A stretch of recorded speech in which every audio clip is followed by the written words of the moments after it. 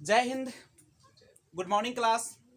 तो शुरुआत करते हैं आज से। बिल्कुल बेसिक इंग्लिश हम बात करेंगे, क्योंकि आपको पता है कि अंग्रेजी का कितना ज्यादा महत्व है।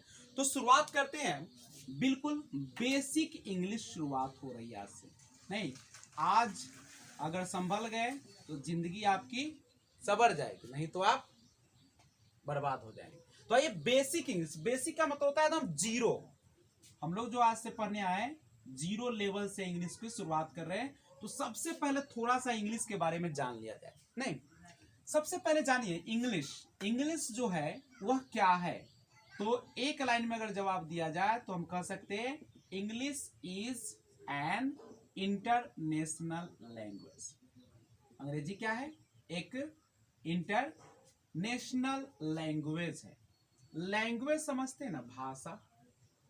यानी अंग्रेजी जो है, अंग्रेजी क्या है? एक अंतरराष्ट्रीय भाषा है। कैसी भाषा है? अंतरराष्ट्रीय भाषा है। अंतरराष्ट्रीय भाषा है। अंतरराष्ट्रीय समझते हैं? अंतरराष्ट्रीय का मतलब होता है जो पूरे विश्व लेवल पर बोली जाती है। यानी अगर आपसे पूछे कि इंग्लिश क्या है तो बता दीजिएगा इंग्लिश क्या है? लैंग्वेज है। लैंग्वेज माने भाषा। जैसे आप हिंदी बोलते हैं, संस्कृत बोलते हैं, उर्दू है, संस्कृत है, फारसी है, उसी तरीके से अंग्रेजी भी क्या है? एक भाषा है। यह कोई विषय नहीं है बल्कि यह भाषा है। अगर कोई आपसे पूछते कि बताइए आखिर लैंग्वेज क्या होती है, भाषा क्या होती है? हमारे पास हिंदी है, आपके पास हिंदी है, तो बताओ अगर हमारे पास अंग्रेजी होती है, आपके पास हिंदी, तो क्या कभी हम लोग बात कर पाते? तो बात करने के लिए किसकी जरूरत होती है? भाषा। यानी भाषा क्या है? तो कह सकते हैं कि language is a medium of communication. Language is a medium of communication. Communication का मतलब होता है संवाद। क्या होता है? संवाद। यानी भाषा एक क्या है पता है? माध्यम है। भाषा क्या है? एक माध्यम है। कौन चीज का? संचार का। संचार मतलब संवाद का। अपनी बातों को दूसरे तक पहुंचाने का एक माध्यम है। वह माध्यम क्या है? आपकी भाषा। अच्छा, आप जब जाते हैं कहीं पे तो आपको जाने के लिए कुछ माध्यम की जरूरत होती है ना। जैसे अगर गाजीपुर जाते हैं तो कौन चीज से जाते हैं? साइकिल से जाते हैं। चाहे आप मोटरसाइकिल से जाते हैं, चार चक्का से जाते हैं, जैसा मर्जी वैसा ना। तो माध्यम होना जरूरी। अच्छा, किसी का शादी भी ठीक होता है तो कैसे होता है? मीडियम से होता है, मीडिएटर से होता है। अगुआ ना रहेगा तो शादी होगा ना। देखते हो एकदम खत्मो आदमी के बना देता है हीरो स्टार। आता है तो पता चला पियक्कर है। ऐसे ना होता है। तो हम की जाने, हम तो जान तुरा पता करे के ना चाहिए। हम तो बोलू अगुआ के तो बल कामे है, दुगो इन्ने से सुन लिया, दुगो उनने से। तो भाषा भी एगो कौन चीज है पता है? संचार का एगो माध्यम है। आपको एक जगह से दूसरे जगह जैसे गाड़ी ले जाती है, वैसे ही आपके मन की, आपके अंदर की अभिव्यक्ति जो है, आपके अंदर जो छिपा हुआ चीज है, उसको कौन निकालता है? आपको दर्द होगा तो कौन बताएगा? भाषा से ना बताइएगा कि माथा धैले रहिएगा, दर्द हो रहा है, तो डॉक्टर लिख देगा दो और लय सूत चपायल है ना। तो यहां से समझिए। अब देखिए ये जो लैंग्वेज है इंग्लिश लैंग्वेज, तो थोड़ा सा आप इंग्लिश लैंग्वेज का एनालिसिस कर लेते हैं। ENGLISH हेडिंग हो जाएगा एनालिसिस ऑफ इंग्लिश। यानी इंग्लिश का कौन चीज हम लोग करेंगे? एनालिसिस करेंगे। एनालिसिस का मतलब होता है विश्लेषण। विश्लेषण माने छोटे छोटे टुकड़ों में तोड़ना। तो अंग्रेजी का विश्लेषण सबसे पहले हम लोग करते हैं। अंग्रेजी का विश्लेषण। विश्लेषण मतलब होता है छोटे छोटे टुकड़ों में बांटना। देखिए ई जो है, ई से होता है इंग्लैंड। इंग्लैंड क्या है? एक देश का कौन चीज है? नाम है। एन से क्या होता है? नेशन। नेशन का हिंदी बोले तो राष्ट्र होता है। जी से होता है ग्लोरियस। जी से ग्लोरियस। ग्लोरियस का मतलब होता है हिंदी में अगर बात करें गौरवशाली। गौरवशाली का मतलब क्या होता है?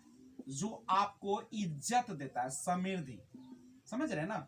जो आपके जो इलाका है उसमें क्या करते हैं? चार चांद लगाता है, सुंदरता को बढ़ाता है, गौरवशाली। एल से होता है लैंग्वेज, यानी हिंदी में बोलते हैं इसको भाषा। और आई इंटर नेशनल, हिंदी में बोले तो अंतर राष्ट्रीय, और S S spoken, spoken means बोला या सीक्वेंस्ड बोले तो अपनाया नहीं, और एच से बोले तो एच का फुल फॉर्म हो जाएगा आपका ह्यूमनिटी। ह्यूमनिटी मीन्स मानवता। मानवता समझते, जैसे कोई दर्द में तो उसकी जो मदद कर दी वही ना आपका मानवता है। रोड पर कोई गिरा हुआ तो उठा दिए, हॉस्पिटल में पहुंचा दे, सब क्या है आपकी ह्यूमनिटी है। समझ रहे बात को। तो अगर कोई पूछे कि व्हाट इज इंग्लिश तो आप बता दीजिएगा English is an international language. अंग्रेजी एक अंतरराष्ट्रीय भाषा है। What is language? Language is a medium of communication. हम अपने संवाद को, अपनी बातों को, अपने अंदर के अभिव्यक्ति को बाहर जो लाते, किस माध्यम से लाते हैं? भाषा। यानी भाषा एक अभिव्यक्ति का माध्यम है, संचार का एक माध्यम है। एनालिसिस ऑफ इंग्लिश, अंग्रेजी का विश्लेषण करते हैं, छोटे छोटे टुकड़ों में बांटते हैं। तो इसमें देखिए इतना सब है ना आपका लेटर, सबका आपने देखा। अच्छा एक बात बताइए, कोई अगर पूछता है कि इंग्लिश जो है एक तरीके से अगर कहे तो वर्ड है, एक शब्द है कि नहीं? वर्ड, इंग्लिश क्या है? एक प्रकार का शब्द। इसमें कितने वर्ड है बताइए तो? एक ही वर्ड है ना इंग्लिश। अच्छा इंग्लिश में लेटर अगर पूछेगा, टोटल लेटर अंग्रेजी में कितना होता है? 26 होता है, ए से लेकर जेड तक होते। लेकिन इसमें बताइए तो इसमें कितना लेटर है? 2 4 6 7। इसमें कितना लेटर है? इसमें कितना लेटर है? 7 है। अब 2 लेटर होता है, एक होता है कॉन्सोनेंट और एक होता है वोवेल लेटर। वोवेल समझते हैं ना, ए ई आई ओ यू। तो इसमें बताइए वोवेल कौन सा होगा? ई होगा, और बताइए आई होगा, और कोई होगा? तो वोवेल कितना होगा? और टोटल लेटर इसमें कितना है? 7। तो कॉन्सोनेंट कितना बच गए? 5 होगा। कोई पूछेगा इसमें वर्ड की संख्या कितना है तो कितना बताइएगा? वर्ड 1 है। पूछेगा सेंटेंस क्या, यह सेंटेंस है क्या, यह वाक्य है? नहीं है। तो क्या हो जाएगा? कोई दिक्कत है तो बताइए। तो अंग्रेजी का अगर कोई पूछता है कि इंग्लिश में कितने लेटर है तो बोलिएगा 7। और बोलेगा इंग्लिश अल्फाबेट, अल्फाबेट माने वर्णमाला, पूरा एक ग्रुप ऑफ लेटर्स, पूरा जो ग्रुप है सबको मिला के बनता है इंग्लिश अल्फाबेट। समझ रहे? अंग्रेजी वर्णमाला। तो अंग्रेजी वर्णमाला में पूछेगा कि how many letters are there in English alphabet, तो इंग्लिश अल्फाबेट जो है उसमें लेटर अगर पूछता है तो कितना बताइएगा? इंग्लिश अल्फाबेट में लेटर की संख्या हो जाएगा 26, जिसमें 5 वोवेल्स होते हैं, 21 जो होते हैं वो क्या होते हैं? कंसोनेंट्स। कोई समस्या है तो स्क्रीनशॉट लीजिए, फिर हम बात करेंगे। आइए थोड़ा सा जानकारी लेते हैं। देखिए कोई भी जब विषय होता है तो या भाषा होता है तो कोई ना कोई उसको सिस्टमैटिक ढंग देता है। अच्छा बताइए, जब हमारा हिंदी बना होगा तो क्या शुरुआत में हम लोग जैसा हिंदी बोलते हो वैसे बोलते हो? अलग अलग लोग अलग अलग ढंग से बोलता है। पहले तो जनसंख्या भी कम था, कुछ लोग एक इलाका में रहता था, कुछ लोग अलग इलाका। मान लो कि यहाँ पे 100 आदमी है तो फिर 10 किलोमीटर 20 किलोमीटर बाद फिर 100 आदमी रहता था। यहाँ का रहन सहन, वहां का रहन सहन सब क्या होता था? अलग, और उसका वातावरण भी बिल्कुल अलग होता था, बोली भाषा सब। लेकिन देखो उसी तरीके से इंग्लिश भी था। आपको पता होगा कि जो जर्मनी देश है, नहीं जो जर्मनी देश है, यहाँ पे जो ट्राइब्स थे, ट्राइब्स मतलब समझते हैं? जनजाति समझते हैं, आदिवासी को समझते हैं। तो वहां पे जर्मनी में ट्राइब्स थे, ठीक है। उस ट्राइब्स ने क्या किया, जनजाति ने कहां पे? इंग्लैंड पर हमला किया, और हमला करने के बाद वहां पर एक भाषा दिए थे बाद में चलकर, जो भाषा किस रूप में प्रचलित हुआ था? इंग्लिश। लेकिन जो शुरुआत में इंग्लिश बोली जाती थी वह उस प्रकार से बोली नहीं जाती जैसा आज बोली जाती है। तो उसको जो सिस्टमैटिक ढंग से सजाया उसे हम लोगों ने कहा फादर ऑफ इंग्लिश लिटरेचर। यानी अंग्रेजी जो साहित्य है उसके जो जनक है, ठीक है, उसके जनक है जिनका नाम है जॉफरी चौसर। याद कर लीजिएगा, जॉफरी चौसर। यही जो है इंग्लिश के जनक माने जाते हैं। अंग्रेजी साहित्य के जनक का मतलब क्या? क्या इसके पहले अंग्रेजी नहीं था? अंग्रेजी थी, लेकिन इन्होंने क्या किया? उसको एक बोलने का तरीका बताया कि ऐसे वर्ड यूज करना है, ऐसे बोलना है, ऐसे नहीं। तो क्वेश्चन अगर आपसे पूछ देता है कि बताइए अंग्रेजी साहित्य का पिता किन्हें कहा जाता है, तो क्या लिखेगा? जॉफरी चौसर। ये कहाँ के रहने वाले थे? ऑफ कोर्स इंग्लैंड के रहने वाले थे। नहीं, अब तो फादर ऑफ इंग्लिश लिटरेचर की बात करेगा तो जॉफरी चौसर की हम लोग बात करेंगे। अब सवाल उठता है कि दुनिया में तो बहुत सारा भाषा है कि नहीं? तो ओल्डेस्ट लैंग्वेज अगर पूछ दिया जाए, oldest language of the world, यानी पूछे कि विश्व की सबसे जो पुरानी भाषा है वह कौन सी है, तो क्या दीजिएगा? सबसे पुरानी जो भाषा है वो है आपकी संस्कृत, जिसको देवों की भाषा के नाम से जानते हैं। नहीं, तो oldest language of the world की बात करें तो आप बताएंगे संस्कृत को बताइएगा।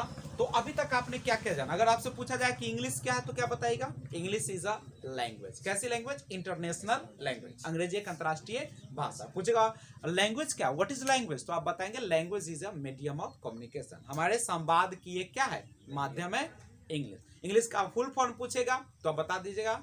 ई से हो जाएगा इंग्लैंड, नहीं, एन से नेशन, एन से क्या हो जाएगा? नेशन, और उसके बाद जी से क्या हो जाएगा? ग्लोरियस, एल से हो जाएगा, सॉरी, जी से ग्लोरियस हो गया, एल से हो जाएगा आपका लैंग्वेज, आई से इंटरनेशनल, उसके बाद एस से स्पोकन या सिक्वेंस्ड, और एस से ह्यूमैनिटी। नहीं, उसके बाद पूछेगा कि who is the father of English literature, तो जॉफरी चौसर। और which is the oldest language of the world, तो मानेंगे हम लोग संस्कृत। क्या मारेंगे?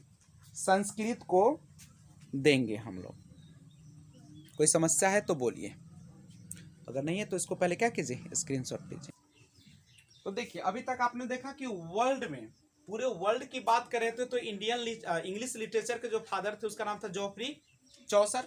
लेकिन अगर आपसे कोई पूछते ना इस तरीके से कि फादर का मतलब होता है जनक, और जनक का मतलब क्या होता है? उसको सजाने वाला। जैसे घर आपका है तो घर बना देने से थोड़ी होता है, उसको क्या करना पड़ता है? सजाना पड़ता है। तो अगर पूछेगा father of Indian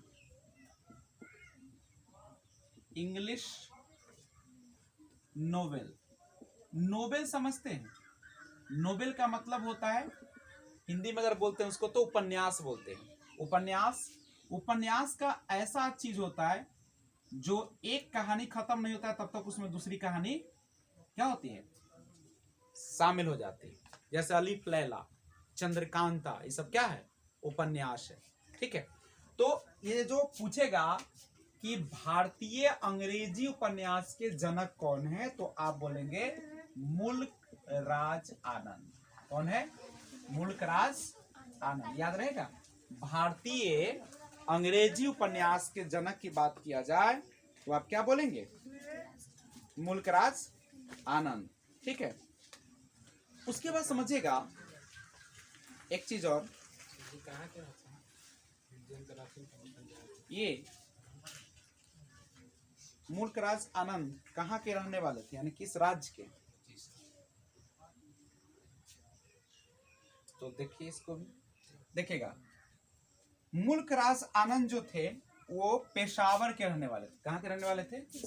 Peshawar. Peshawar मतलब कहाँ पे? पाकिस्तान। कहाँ पे? पाकिस्तान।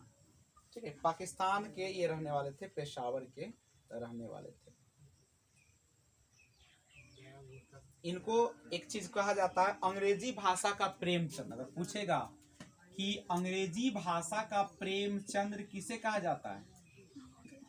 अंग्रेजी भाषा का प्रेमचंद का नाम सुने हो ना, बहुत बड़े उपन्यासकार थे, गबन लिखे हैं इन्होंने, कफन लिखा है।